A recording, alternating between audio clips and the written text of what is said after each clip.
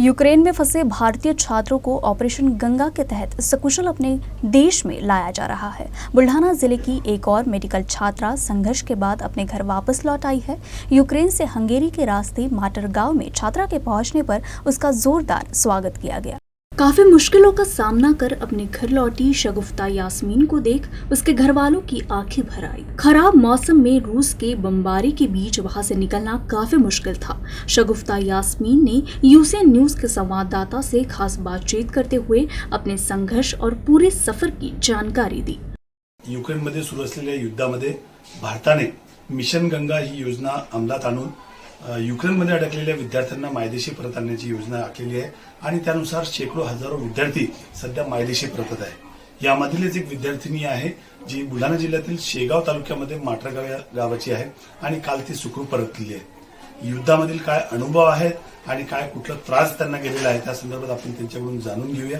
क्या कहेंगे आपको जो तकलीफ सहनी और आपको क्या एक्सपीरियंस आया है इसका? बहुत सारे शोर वगैरह और सडनली हमारा कॉलेज ऑफ कर दिया। मतलब सुबह ही 5 बजे सबको उठा के जगा दिया कि आसपास की सिटीज में ब्लास्ट हो रहा है, हो सकता है नेक्स्ट हमारा भी सिटी का नंबर हो। तो अब सडनली कभी इस चीज को सुना नहीं, देखा नहीं और सडनली ये बात सुनने को मिली तो सारे स्टूडेंट्स डर गए थे। कैसे पहले तो हम लोगों ने इसको सीरियस ही नहीं लिया, हम लोग को लगा कि ऐसे कैसे हो सकता है मजाक हो। फिर जैसे इंडिया में न्यूज चैनल्स वगैरह पे बताने लगे, फिर घर से कॉल आई जो आसपास की सिटीज में जहाँ ब्लास्ट हो रहा था उन बच्चों को कांटेक्ट किया, उन्होंने बताया कि हाँ ये सच है, हम लोग एकदम नींद से जाग गए, ये सब हुआ। और जो मतलब हमारे सिटी का मिलिट्री का जो बेसमेंट है जब उस पर ब्लास्ट हुआ तब हम लोगों को इतने जोर की आवाज और सारी चीजें, तो वो सारी चीजें हमने फील की। इंडियन एम्बेसी से आपको क्या गाइडलाइन मिली और कितनी मदद आपको उनकी पहुंची? हाँ, इंडियन एम्बेसी से 24 के पहले ही हम लोग को गाइडलाइंस वगैरह मिल चुकी थी, लेकिन यूनिवर्सिटी कोई एक्शन नहीं ले रही थी कि ऑफलाइन होंगी या ऑनलाइन होंगी, कोई कंफर्मेशन नहीं दे रही थी। इसलिए हमने सोचा कि अभी फ्लाइट्स क्या करें क्या जाना, बट फिर भी हम लोगों ने कर ली थी। और हम लोग ने बट 24 को जैसे ही नियर एयरपोर्ट के ब्लास्ट हुआ तो पूरा एयर स्पेस को क्लोज कर दिया।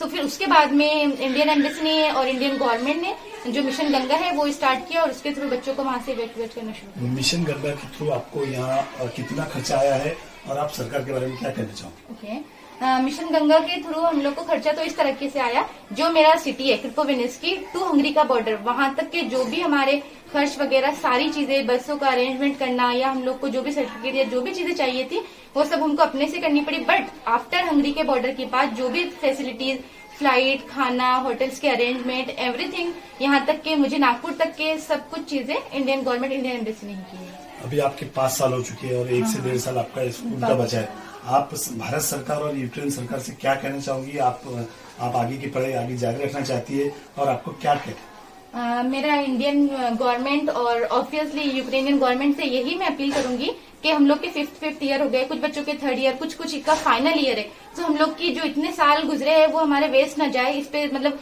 कुछ प्लीज मीटिंग अरेंज करके कुछ एक्शन लिया जाए ताकि हम लोग का फ्यूचर बर्बाद ना हो सके तो ऑनलाइन करवा के या वहाँ के अगर हालात ठीक ना हो या जैसे भी उन लोग को ज्यादा पता है इस चीज का, तो उनके हिसाब से जो भी अरेंजमेंट होते हैं तो हम लोग का फ्यूचर बर्बाद होने से बचाए और हम लोग की डिग्रीज का कुछ करें।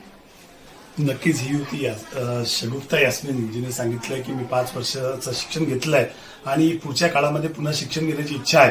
त्यामुळे भारत आणि युक्रेन सरकारने काहीतरी तोडगा काढून ऑनलाईन पद्धतीने असो किंवा कुठलेही शिक्षण पूर्ण करावे अशी मागणी तिने केलेली आहे। Fahim Deshmukh, UCN news, Buldhana.